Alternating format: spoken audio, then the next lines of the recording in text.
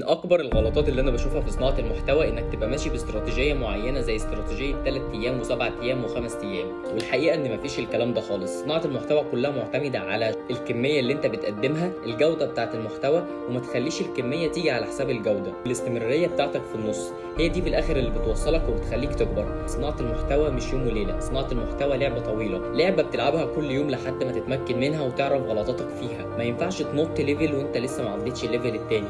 هتقابلك صعوبات كتير جدا في الاول وانت بتبص للكاميرا، بتبص بعيد وبعد كده تبدا تبص وتعرف انت بتبص فين في الكاميرا. هتقابلك صعوبات كتير جدا وانت بتتكلم صوتك مش مظبوط، بعد كده صوتك بقى مظبوط، انت بتنزل على طول رقبتك لما بترفع رقبتك. هتقابلك صعوبات كتيره جدا، بعد كده الاضاءه مش مظبوطه، بترجع الاضاءه تتظبط تاني وتعرف ايه اللي بيمشي معاك وايه اللي مش بيمشي معاك. انت واحد من الناس اللي بتحب ترتجل ولا تمشي على سكريبت ولا تقرا نقط وتمشي بعد كده صناعه المحتوى لعبه طويله، مشروع عمرك بتمشي فيه واحده واحده، كل مره بتتعلم مهاره جديده وانت ماشي في صناعه المحتوى لحد ما توصل للمثاليه زي ما بيقولوا. وانت مش هتوصل للمثاليه بس، يعني اللي بيبان لك في الاخر بتقعد كل يوم تحط حته صغيره وحته صغيره وحته صغيره لحد ما في الاخر تحس ان خلاص هو كده المنتج عندي اكتمل علشان اقدر اقدمه للناس بقى بشكل احسن بكتير.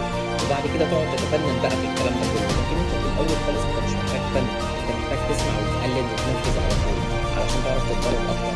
صناعه المحتوى بتيجي بالتدريب، صناعه المحتوى بتيجي بالاستمراريه، وده اللي بيخليك ممكن حاجه اسمها صناعه محتوى. طبعا في نقط كتير مهمه زي الضغط مثلا، زي جوده الفيديو اللي انت بتقدمه، زي الوقت اللي انت بتنشر فيه، جمهورك اصلا اللي انت بتكلمهم ازاي وبتكلمهم ليه اصلا، انت عايز منهم ايه في الاخر. انت في الاول والاخر انت بتعمل الكلام ده كله الغرض الشهره، الغرض الفلوس، الغرض انك تكبر البيزنس ولا توعي الناس بكل دوت. الغرض ايه من كل ده؟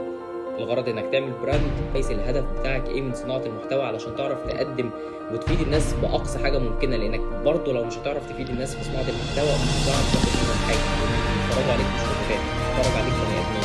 ولو الفيديو عجبك لحد هنا ما تنساش تعملي لايك وفولو والحاجات الغريبه اللي بيقعدوا يقولوا عليها دي.